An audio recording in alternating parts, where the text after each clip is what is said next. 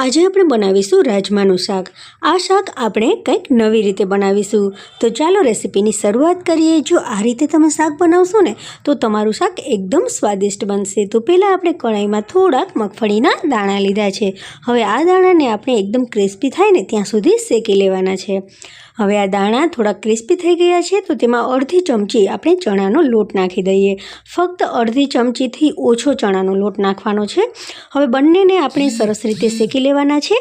ચણાના લોટની શેકાતા વાર નહીં લાગે કારણ કે ક્વોન્ટિટી ખૂબ જ ઓછી છે અને અહીંયા ગેસની ફ્લેમ આપણે એકદમ ધીમી રાખવાની છે। જો આપણે ગેસની ફ્લેમ આ રીતે ધીમી રાખીશું ને તો જ આપણો ચણાનો લોટ બરાબર શેકાશે, નહીં તો તરત જ તે બળી જશે। તો એ વાતનું ખાસ ધ્યાન રાખવાનું।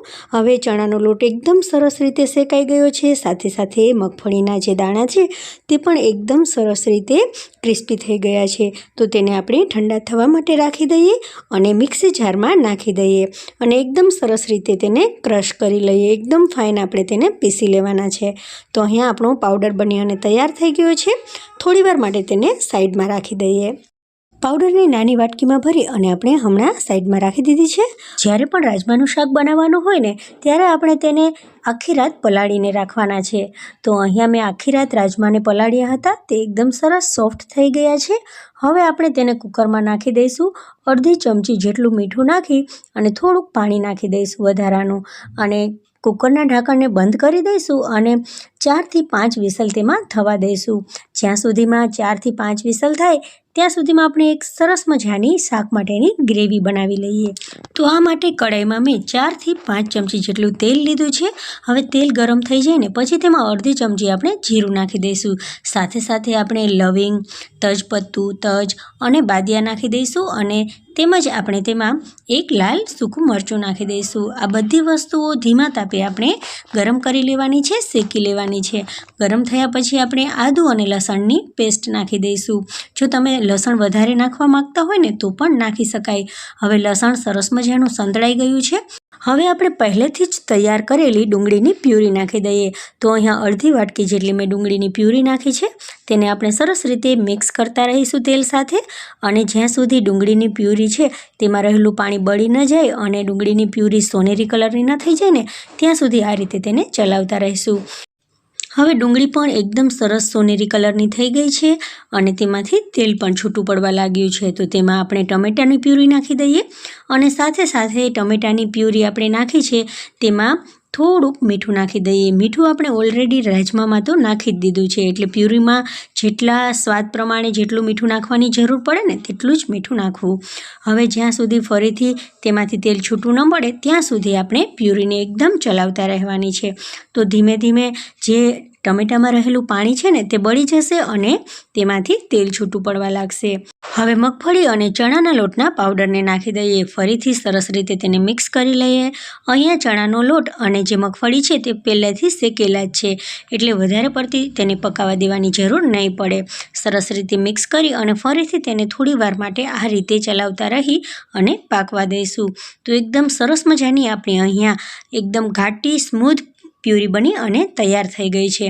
તો આ રીતે જો તમે પ્યુરી બનાવશો ને તો તમારી શાકની પ્યુરી એકદમ સરસ મજાની સોફ્ટ બનશે અને શાકનો સ્વાદ એકદમ વધી જશે। અહીંયા ફરીથી તેલ છૂટું પડવા માંડ્યું છે। હવે આપણે તેમાં થોડાક સૂકા મસાલા નાખી દઈએ। તો એ માટે મેં અહીંયા કાશ્મીરી લાલ મરચું પાવડર નાખ્યું છે। જે પ્રમાણે તમને તીખાશ પસંદ હોય ને તે પ્રમાણે મરચાંનો પાવડર નાખી દીધો છે। હવે ચોથા ભાગની ચમચી હળદર અને 1 ચમચી આપણે ધાણા જીરાનો પાવડર નાખી દીધો છે। થોડોક ગરમ મસાલો પણ નાખી દીધો છે।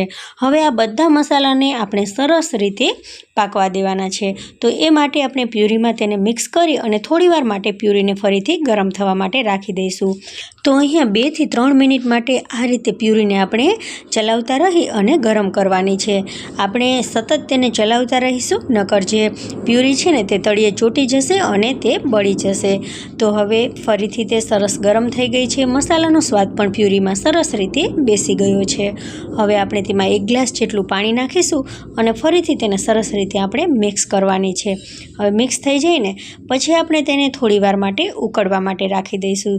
તો જ્યાં સુધી આ પ્યુરી છે, જે આપણી ગ્રેવી છે તે ઉકળે ને ત્યાં સુધીમાં આપણે કુકરના ઢાંકણને ખોલી લઈએ। અહીંયા આપણા રાજમા સરસ મજાના એકદમ સોફ્ટ બફાઈ ગયા છે। હવે આ બફાયેલા રાજમાને આપણે પ્યુરી આપણી જે ગ્રેવી એકદમ સરસ ગરમ થઈ ગઈ છે ને તેમાં નાખી દઈશું. તો આપણે બધા રાજમાને તેમાં નાખી દીધા છે અને ફરીથી આપણે તેને મિક્સ કરશું અને થોડીવાર માટે ગરમ થવા માટે રાખી દઈશું. હવે આપણી પ્યુરી એકદમ સરસ મજાની ઉકળી ગઈ છે. અહીંયા તો મને થોડુંક મીઠાનું પ્રમાણ ઓછું લાગે છે, તો મીઠું મેં થોડુંક તેમાં નાખ્યું છે અને આપણે તેને થોડીવાર માટે ઢાંકી દઈશું.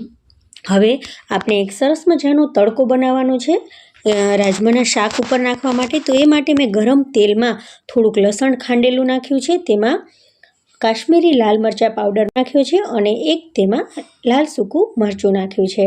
હવે આ બધી વસ્તુઓને આપણે શાક ઉપર આ રીતે નાખી દેવાનું છે, જેથી શાક છે તે એકદમ સરસ મજાનું ટેસ્ટી બને. તો અહીંયા આપણી ગ્રેવી છે તે એકદમ સરસ મજાની કૂક થઈ ગઈ છે. રાજમામાં પણ સ્વાદ બેસી ગયો છે ગ્રેવીનો. હવે તેમાં આપણે આ રીતે બધું જ જે લસણવાળું આપણે તડકો બનાવ્યો છે ને તે નાખી દઈએ. આ રીતે જો તમે શાક બનાવશો ને તો તમારું શાક છે તે એકદમ સરસ મજાનું સ્વાદિષ્ટ બનશે. તો આપણે આ તડકો તેમાં લગાવી દીધો છે. ફરીથી આપણે તેને સરસ રીતે મિક્સ કરી દઈશું અને થોડીવાર માટે તેને ઢાંકીને રાખી દઈશું. તો 2 મિનિટ પછી શાકમાંથી વધારાનું તેલ પણ છૂટું પડવા લાગ્યું છે અને આપણું એકદમ સરસ મજાનું શાક બની અને તૈયાર થઈ ગયું છે. જેમ જેમ શાક ઠંડુ થતું જશે ને તેમ તેમ તેની ગ્રેવી ઘટ થતી જશે. તો અહીંયા એકદમ સ્વાદિષ્ટ રાજમાનું શાક બની અને તૈયાર થઈ ગયું છે. જો મિત્રો તમે આ રીતે રાજમાનું શાક બનાવશો ને તો એકદમ સરસ મજાનું ટેસ્ટી શાક બની અને તૈયાર થશે. તમને જો મારા આ શાકની રેસીપી ગમી હોય ને તો મારી ચેનલને તમે સબસ્ક્રાઈબ કરજો અને મારા આ વિડીયોને તમારા ફેમિલી અને ફ્રેન્ડ્સમાં જરૂરથી શેર કરજો. Thank you for watching. મળીએ નવી રેસીપી સાથે.